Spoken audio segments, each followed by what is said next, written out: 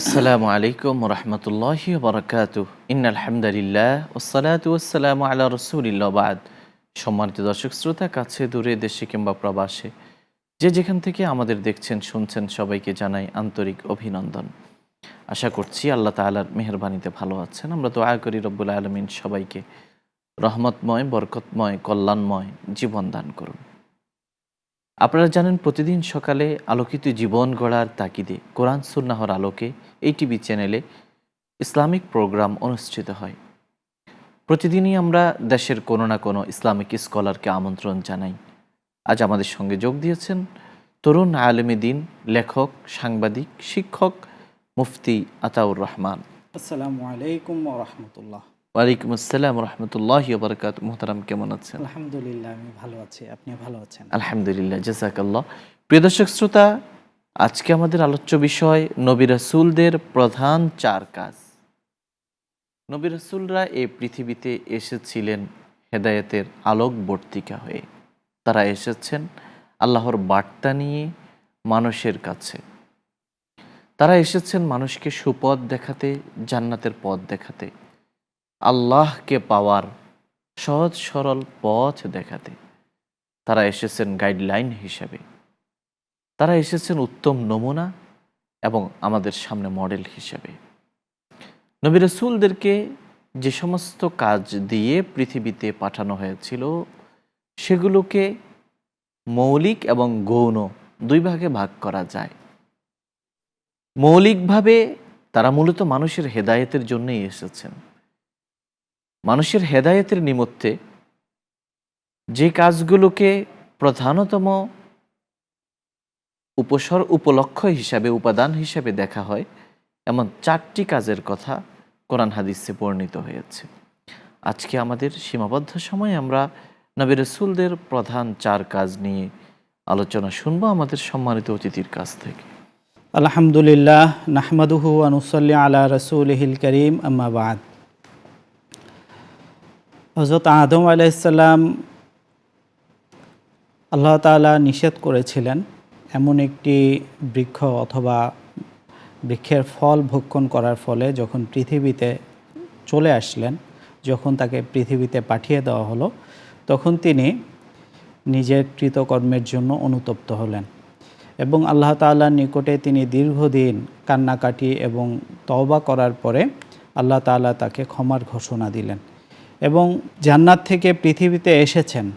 আবার যে আমাদের চিরস্থায়ী জান্নাতে তিনি ফিরে যেতে চান এবং তার সন্তানরা যে ফিরে যেতে চায়, এজন্য আল্লাহ তাআলা একটা পথ বাতলে দিলেন। আল্লাহ তাআলা হযরত আদম আলাইহিস সালামের হৃদয়ের আকুতি দেখে একটি অঙ্গীকার করলেন।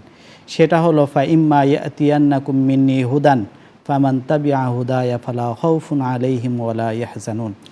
যে আমার পক্ষ থেকে এখন থেকে হেদায়েতের বার্তা আসবে, যে ব্যক্তি আমার প্রেরিত এই বার্তা অনুসরণ করবে, আল্লাহ তার পৃথিবীতেও কোনো ভয় নেই এবং পরকালেও সে চিন্তিত হবে না। তো আল্লাহ তাআলা আদম আলাইহিস সালামের সঙ্গে যে অঙ্গীকার করেছিলেন, যুগে যুগে নবী রাসূল প্রেরণ করে আল্লাহ তাআলা এই অঙ্গীকার পূরণ করেছিলেন এবং আদম আলাইহিস সালামের এমন কোনো সন্তান নেই যাদের নিকটে আল্লাহ তাআলা হেদায়েতের বার্তা কোনো না কোনোভাবে পৌঁছে দিয়েছেন। আল্লাহ তাআলা পবিত্র কোরআনে বলেছেন, লিকুল্লি কওমিন হাদিন, যে প্রত্যেক সম্প্রদায়ের জন্য আমি হেদায়েত বা পথ প্রদর্শক প্রেরণ করেছি। তো যুগে যুগে আল্লাহ তাআলা যে নবী রাসূলদের প্রেরণ করেছেন এবং নবী রাসূলদের প্রতিনিধি হয়ে যারা পৃথিবীতে দ্বীনি দাওয়াতের কাজ করেছেন, তাদের দায়িত্বকে আল্লাহ তাআলা কোরআনে তাদের দায়িত্ব কী ছিল সেটা কোরআন এবং হাদিসে নানাভাবে বর্ণিত হয়েছে। তো নবী রাসূলদের যে দায়িত্ব ছিল, এই দায়িত্বের ভিতর প্রধান 4টি দায়িত্বের কথা পবিত্র কোরআনে 3টি আয়াতে বলা হয়েছে। 3টি আয়াতে একই দায়িত্বের কথা আল্লাহ বারবার বলেছেন।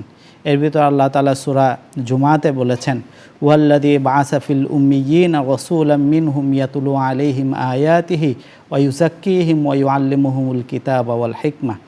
অর্থাৎ তিনি সেই পবিত্র সত্তা যিনি উম্মীদের ভিতরে, অর্থাৎ যারা লেখাপড়া জানে না এমন ব্যক্তিদের ভিতর একজন রাসূল প্রেরণ করেছেন, যে রাসূলের কাজ হলো ইয়াতলু আলাইহিম আয়াতিহি, আল্লাহ তাআলার আয়াত তেলাওয়াত করে তিনি তাদেরকে শোনাবেন।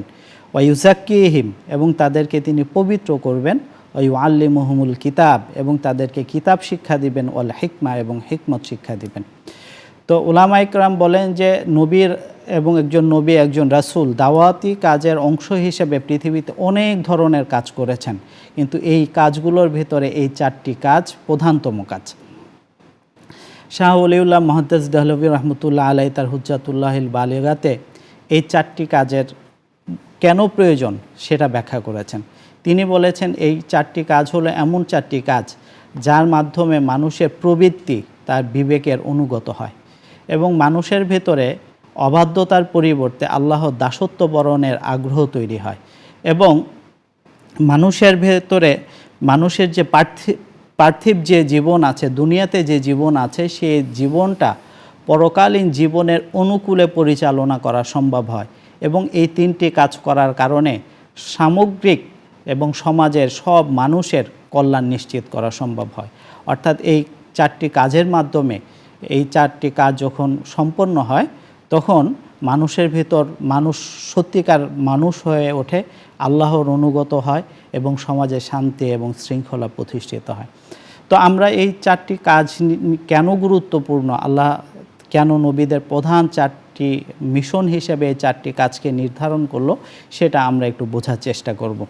এই 4টি কাজের ভেতরে প্রথম কাজ হলো ইয়াতুলু আলাইহিম আয়াতিহি, আল্লাহ তাআলার আয়াত তেলাওয়াত করা। মুফাসসিরিনে কেরাম বলেন যে এখানে আয়াত তেলাওয়াত করার দ্বারা উদ্দেশ্য হলো আল্লাহর বাণী, আল্লাহর কালাম ঠিক যেভাবে আল্লাহ তাআলা অবতীর্ণ করেছেন কোনো ধরনের পরিবর্তন ছাড়া শব্দে শব্দে অক্ষরে অক্ষরে মানুষকে তেলাওয়াত করে শোনানো, এবং এতে কোনো ধরনের পরিবর্তন আনা যাবে না। তো এবং আল্লাহ তাআলা তার রাসূলকে এই কাজটি এভাবে করার নির্দেশও দিয়েছেন। পবিত্র কোরআনে আল্লাহ তাআলা বলছেন, ইয়া আইয়ুহার রাসূল বাল্লিগ মা উনজিলা ইলাইকা মির রাব্বিক ফাইন লাম তাফআল ফামা বাল্লাগতা রিসালাতাহু। হে নবী, আপনার প্রতি যা অবতীর্ণ হয়েছে তা আপনি যথাযথভাবে কোনো ধরনের পরিবর্তন ছাড়া বিকৃতি ছাড়া যথাযথভাবে তা মানুষকে তেলাওয়াত করে শোনান, পৌঁছে দিন। যদি আপনি এই যথাযথভাবে পৌঁছাতে ব্যর্থ হন তাহলে আপনি আপনার নবুবী দায়িত্ব পালনে আপনি ব্যর্থ হলেন। তো আল্লাহ তাআলা আল্লাহ নবী সাল্লাল্লাহু আলাইহি সাল্লাম সহ সকল নবী রাসূলগণ যথাযথভাবে এই দায়িত্ব পালন করেছেন, এবং কোরআনে পবিত্র কোরআন যেহেতু রাসূলুল্লাহ সাল্লাল্লাহু আলাইহি সাল্লামের উপর অবতীর্ণ হয়েছিল, এজন্য কোরআনে আল্লাহ নবী যে এটা যথাযথভাবে পালন করেছিলেন এটাও আল্লাহ তাআলা সাক্ষ্য দিয়েছেন। আল্লাহ তাআলা বলছেন, ওমা ইয়ানতিকু আনিল হাওয়া ইন হুয়া ইল্লা ওয়াহয়ু ইউহা, যে আল্লাহ নবী আল্লাহর পক্ষ থেকে যা বলেন সেটা তার মন গড়া কথা না। আল্লাহ নবী যা বলেন সেটা আল্লাহ তাআলা যা অবতীর্ণ করেছেন সেটাই তিনি বলেন। এখন প্রশ্ন হতে পারে যে সরাসরি হুবহু কোরআন তেলাওয়াত কেন করে মানুষকে শোনানো প্রয়োজন? হ্যাঁ, তো উলামা ইকরাম বলেন যে আল্লাহ তাআলা কোরআনকে এমন কিছু বৈশিষ্ট্য দান করেছেন, আল্লাহর বাণীর ভিতরে এমন কিছু বৈশিষ্ট্য রয়েছে যে বৈশিষ্ট্যগুলোর কারণে মানুষের জীবন আলোকিত হয়। আল্লাহ তাআলা পবিত্র কোরআনকে বলছেন যে হেদায়েতের উৎস বানিয়েছেন, অর্থাৎ কোনো ধরনের ব্যাখ্যা বিশ্লেষণ ছাড়াই যদি মানুষ কোরআন তেলাওয়াত করে তবুও তার পক্ষে হেদায়েত লাভ করা সম্ভব। আল্লাহ তাআলা পবিত্র কোরআনে বলছেন, ইন্না হাদাল কুরআনা ইয়াহদি লিল্লাতি হিয়া আকওয়াম, যে নিশ্চয়ই এই কোরআন হলো এমন একটি কোরআন, হ্যাঁ, যেটা এমন পথের দিশা দেয় যা সুদৃঢ়, অর্থাৎ যাতে কোনো বক্রতা নেই, কোনো জটিলতা নেই, হ্যাঁ, দৃঢ়তার সঙ্গে মানুষকে হেদায়েতের পথ দেখায়। অর্থাৎ কোরআন স্বয়ং নিজেই হেদায়েতের উৎস। এই জন্য কোরআনকে যথাযথভাবে মানুষের কাছে তেলাওয়াত করার মাঝেও ফায়দা রয়েছে, উপকার রয়েছে। কোরআনের যে আল্লাহ তাআলা যথাযথভাবে তেলাওয়াত করে শোনানোর নির্দেশ দিয়েছেন, এর আরেকটি কারণ হলো আল্লাহ তাআলা কোরআনকে ঈমানের উৎস বানিয়েছেন। হ্যাঁ, আল্লাহ তাআলা পবিত্র কোরআনে সাহাবা ইকরামের বৈশিষ্ট্য বর্ণনা করছেন, ওয়াইদা তুলিয়াত আলাইহিম আয়াতুহু যাদাতহুম ঈমানা, যে সাহাবা ইকরামের নিকট যখন আল্লাহ তাআলার আয়াতকে তেলাওয়াত করা হতো তখন তাদের ঈমান বৃদ্ধি পেত।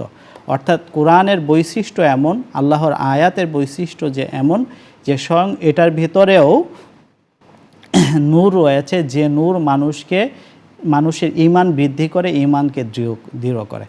হ্যাঁ, অনেকে একটা কথা বলেন যে কোরআন না বুঝে পড়া আসলে কোনো উপকার নেই। তো উলামা ইকরাম এর উত্তরে বলেন যে কোরআন যদি কেউ না বুঝেও পড়ে তবুও তার উপকার আছে। সেটা হলো এমন যে আমরা উলামা ইকরাম এটাকে উদাহরণ দেন হলো সূর্যের আলোর সঙ্গে। যে অনেক মানুষ পৃথিবীতে জানে না যে আসলে সূর্যের আলোর কি প্রয়োজন। তো সূর্যের আলোতে আল্লাহ তাআলা ভিটামিন ডি রেখেছেন। তো কোনো মানুষ যদি না জেনে না বুঝে যদি উপকারী রোদের যে উপকার রয়েছে সকাল দুপুর 12টা পর্যন্ত উত্তাপ সৃষ্টি হওয়ার আগ পর্যন্ত এই রোদে হাঁটে, তবুও সে ভিটামিন ডি পাবে। আর যে না বুঝে হাঁটবে সেও ভিটামিন ডি পাবে। অর্থাৎ কোরআনের উপকার তেলাওয়াত থেকে কোরআনের তেলাওয়াত কখনো উপকার শূন্য না।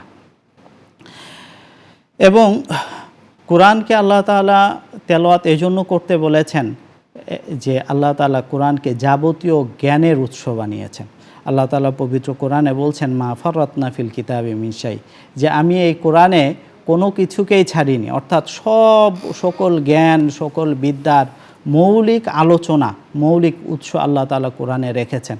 এর ভেতর হয়তো কিছু অংশ আমরা বুঝতে পারছি, কিছু অংশ পারছি না, কিন্তু আল্লাহ তাআলার এই বাণী সত্য এবং আল্লাহ তাআলা এখানে কোরআনে সকল জ্ঞানের উৎস বানিয়েছেন কোরআনকে। নবী রাসূল সাল্লাল্লাহু আলাইহি সাল্লামদের আরেকটি দায়িত্ব ছিল হলো ওয়ায়ুজাক্কিহিম, মানুষকে পরিশুদ্ধ করা। তো আল্লামা ইবনে কাসির রহমতুল্লাহ আলাইহি তিনি ইউজাক্কিহিমের অর্থ করেছেন ইতাহহিরুহুম, যে তিনি তাদেরকে পবিত্র করবেন। কিসের থেকে পবিত্র করবেন? তাদেরকে পবিত্র করবেন মন্দ স্বভাব থেকে, এবং তাদেরকে পবিত্র করবেন অন্তরের কলুষতা থেকে, এবং মূর্খতার সুলভ যে সকল কাজ রয়েছে এগুলো থেকে পবিত্র করবেন।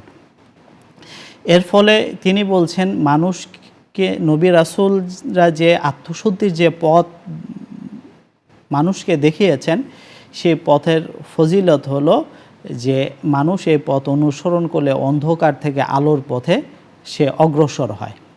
এবং উলামা ইকরাম যারা আধ্যাত্মিক সাধনা করেন, যারা সুফি আলেম, তারা বলেন এই আধ্যাত্মিক সাধনার বা আত্মশুদ্ধির বিভিন্ন স্তর রয়েছে।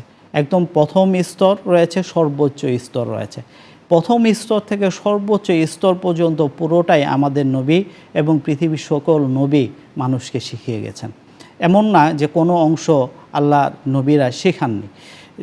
তো আত্মশুদ্ধির প্রথম যে স্তর, সেটাকে ওলামা ইকরাম বলেন সেটা হলো মানুষের ভেতর থেকে মন্দ স্বভাব দূর করে দেওয়া এবং তাদের ভিতর উত্তম চরিত্র, উত্তম স্বভাবের বিকাশ ঘটানো।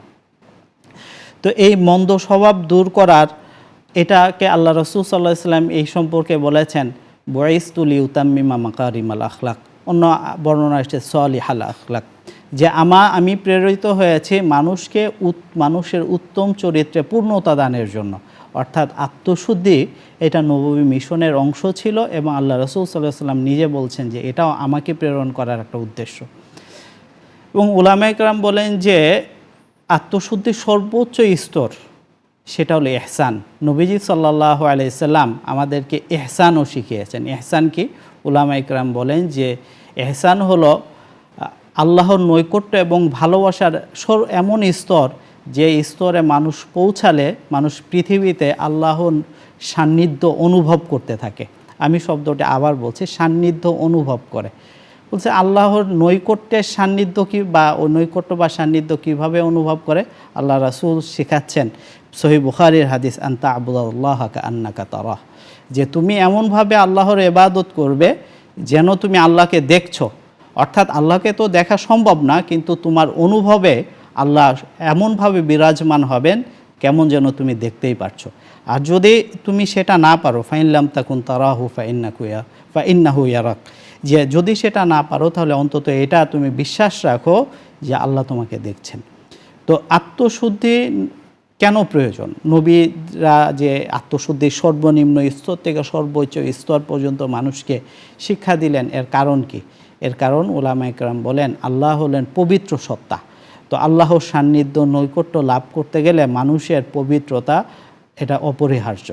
এজন্য আল্লাহ তাআলা পবিত্র কোরআনে বলেছেন যে সকল তুমি যত ইবাদত বন্দি করো, সকল ইবাদত বন্দিকে সাফল্য তখনই বিবেচিত হবে যখন তোমার আত্মা পরিশুদ্ধ হবে। আল্লাহ বলছেন কদ আফলাহা মান যাক্কাহা ওয়া কদ খাবা মান দাসসাহা, যে সেই সফল হলো যে তার আত্মাকে পরিশুদ্ধ করলো, এবং সেই ক্ষতিগ্রস্ত হলো যে তার আত্মাকে কলুষিত করলো। এই জন্য পৃথিবীতে আত্মশুদ্ধিটা মানুষের জন্য, মুমিনের জন্য অপরিহার্য। নবী রাসূলদের তৃতীয় কাজ ছিল কিতাব শিক্ষা দেওয়া। কিতাব শিক্ষা দেওয়ার উদ্দেশ্য, মুফাসসিররা বলেন যে কিতাব দ্বারা উদ্দেশ্য হলো শরিয়া, অর্থাৎ আল্লাহ রাসূলগণ মানুষকে আল্লাহর বিধিবিধান, আল্লাহ কি পছন্দ করেন কি অপছন্দ করেন, কোনটা করা আল্লাহ তাআলা ফরজ করেছেন, কোনটা ওয়াজিব করেছেন, কোনটা সুন্নত, কোনটা মুস্তাহাব, কোনটা আল্লাহর নিকটে মাকরুহ, কোনটা আল্লাহর নিকটে হারাম, এটা শিক্ষা দেওয়া এটা নবীদের আরেকটি দায়িত্ব ছিল।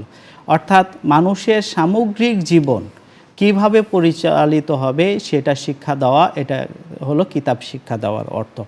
এখন কিতাব কেন শিক্ষা দিতে হবে, শরিয়ত কেন শিক্ষা দিতে হবে? কারণ আল্লাহ তাআলা শরিয়তকে মানুষের জন্য অপরিহার্য করেছেন।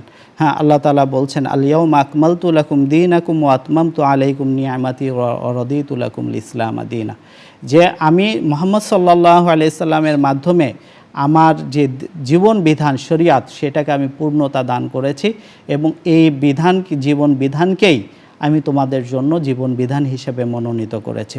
হ্যাঁ, সুতরাং কেউ যদি পৃথিবীতে আল্লাহতে বিশ্বাস করে এবং আল্লাহর নৈকট্য ভালোবাসা চায়, তাহলে তার জন্য শরিয়ত এবং দ্বীনের আনুগত্য করা অপরিহার্য।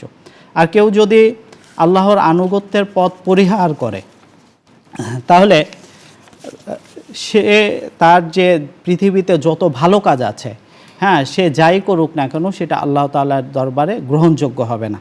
আল্লাহ তাআলা বলছেন ওমাই ইয়াবতাগি গায়রাল ইসলামে দীনা ফালান ইউকবালা মিনহু, যে ব্যক্তি ইসলাম ব্যতীত অন্য কোনো কিছুকে জীবন বিধান হিসেবে, জীবনের নিয়ম হিসেবে মেনে নিবে, হ্যাঁ, তার কাছ থেকে সেটা গ্রহণযোগ্য হবে না।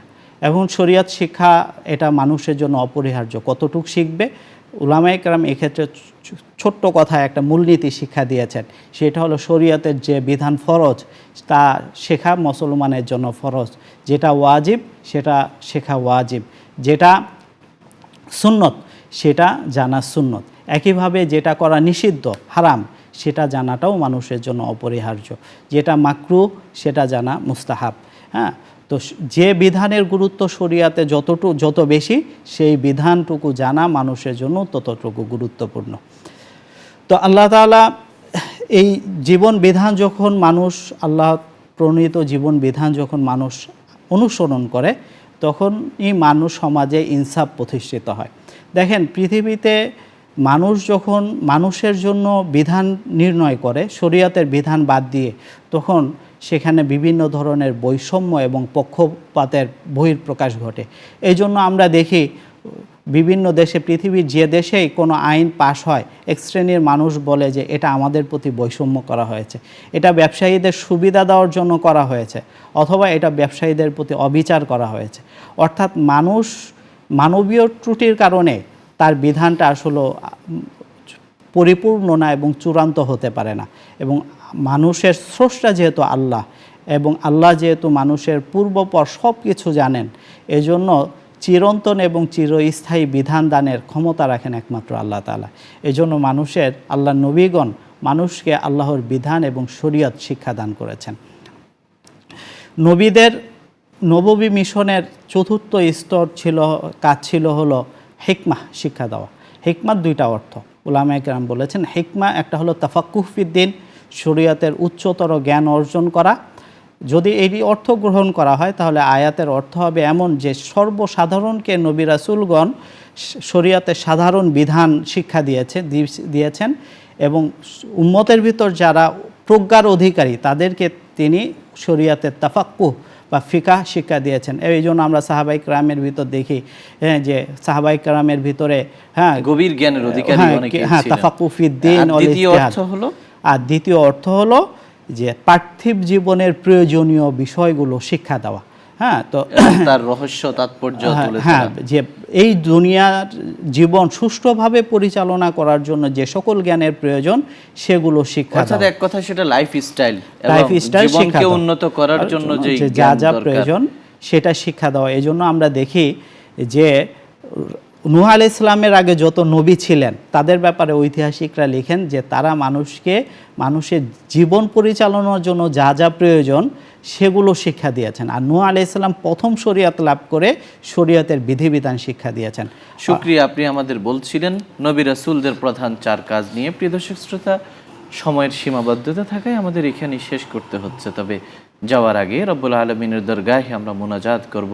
আল্লাহ রব্বুল আলমিন নবীদের এই মিশনকে আমাদের জীবনে প্রতিফলিত বাস্তবায়িত করার তৌফিক নসিব করুন। আলহামদুলিল্লাহি রব্বিল আলামিন ওয়াসসালাতু ওয়াসসালামু আলা আশরাফিল আমবিয়া ওয়াল মুরসালিন ওয়া আলা আলিহি ওয়া সাহবিহি আজমাইন। اللهم لك الحمد كما ينبغي لجلال وجهك وعظيم سلطانك سبحان الله وبحمده سبحان الله العظيم. اللهم إنا نسألك بأن لك الحمد لا إله إلا أنت المنان بديع السماوات والأرض يا ذا الجلال والإكرام يا حي يا قيوم يا رب العالمين يا أرحم الراحمين يا أول الأولين ويا آخر الآخرين ويا ذا القوة المتين ويا رحيم المساكين. আল্লাহ আমাদের জীবনের গুনাহ খতা মাফ করে দিন। আমাদের জীবনকে ঋণ মুক্ত, সুদ মুক্ত, গুনাহ মুক্ত, অভাব মুক্ত করে দিন। আল্লাহ আমাদেরকে এত স্বচ্ছতা দান করুন, এত সচ্ছলতা দান করুন যেন আল্লাহ বান্দার প্রতি আল্লাহ মুহতাজ হতে না হয়, মানুষের কাছে হাত পাততে না হয়। আল্লাহ আমাদের আয় রোজগারকে আমাদের প্রয়োজনের জন্য যথেষ্ট করে দিন। আমাদের হায়াতে বারাকা নসিব করুন। আল্লাহ আল্লাহ হালাল রিজিকের মধ্যে প্রশস্ততা দান করুন, জীবনে উত্তরোত্তর উন্নতি দান করুন, স্বপ্নগুলো বাস্তবায়িত করে দিন, জীবনে সুখ সমৃদ্ধি এনে দিন। আল্লাহ যা কিছু অপূর্ণতা তা পূর্ণতা দিয়ে ভরপুর করে দিন। আল্লাহ যার যা অভাব সে অভাব আপনি দূর করে দিন, যার যে ব্যথা সে ব্যথা আপনি উপশম করে দিন। আল্লাহ যারা অসুস্থ শিফায়ে কামেলা আজলা দায়মা নসিব করুন। আমরা স্মরণ করছি সে সমস্ত মহান মানুষের কথা, নবী রাসূলদের কথা, যারা আল্লাহ নিজের জান মালকে উৎসর্গ করে আল্লাহ সর্বোচ্চ ত্যাগের বিনিময়ে মানুষের কাছে হেদায়েত পৌঁছে দিয়েছিল। আল্লাহ তাদেরকে মাগফিরাত করে দিন, তাদের রফায়ে দারাজাত করে দিন। সাহাবায়ে কেরাম, তাবেঈন, তাবে তাবেঈন, আইম্মে মুজতাহিদিন, চারো তরিকার পীর মাশায়েখ, ওলি, গাউস, কুতুব, আবদাল, আল্লাহ আমাদের আসাতিজায়ে কেরাম, আমাদের মুহিব্বিন, মুহসিনিন, শুভাকাঙ্ক্ষী, হিতাকাঙ্ক্ষী, আমাদের আত্মীয় স্বজন, আল্লাহ যাদের যত অবদান আমাদের উপর আছে দুনিয়াবি উখরবি, আল্লাহ সবাইকে আপনার শান অনুযায়ী প্রতিদান দান করুন। এই টিভি চ্যানেলের মাধ্যমে দিনে যে খেদমাত হচ্ছে এর পেছনে যারা পৃষ্ঠপোষকতা করছেন, শ্রম দিচ্ছেন, আল্লাহ কলা কৌশলী, আল্লাহ পরিচালনা পরিষদ, আল্লাহ সবাইকে আপনি জাযায়ে খায়র দান করুন। আল্লাহ সবাইকে সুখ সমৃদ্ধ জীবন দান করুন। যে দেশের আলো বাতাসে আমাদের বেড়ে ওঠা এই দেশকে আপনি আল্লাহ দুর্নীতিমুক্ত করে দিন, এদেশের অর্থনীতির গতি সচল করে দিন, এদেশের মানুষের শুভবুদ্ধির উদয় ঘটিয়ে দিন। আল্লাহ ব্যবসায়ী ভাইদের ব্যবসা বাণিজ্যে বারাকা নসিব করুন। আল্লাহ সংকট থেকে উত্তরণের আপনি পথ দেখিয়ে দিন। সতত সর্বত্র আপনার সাহায্য, আপনার নুসরত মদদ দিয়ে আমাদেরকে আল্লাহ আপনি শক্তিশালী করুন। সুবহান রাব্বিকা রব্বিল ইজ্জাতি আম্মা ইয়াসিফুন, সালামুন আলাল মুরসালিন, আলহামদুলিল্লাহি রাব্বিল আলামিন। প্রিয় দর্শক শ্রোতা, এতক্ষণ ধরে অত্যন্ত ধৈর্য সহ আপনারা শুনছিলেন আপনাদেরই প্রিয় অনুষ্ঠান আলোকিত প্রতিদিন। পুরো সময় আমাদের সঙ্গে থাকার জন্য ধন্যবাদ। ওয়া মা আলাইনা ইল্লাল বালাগ। আসসালামু আলাইকুম ওয়া রাহমাতুল্লাহি ওয়া বারাকাতুহু।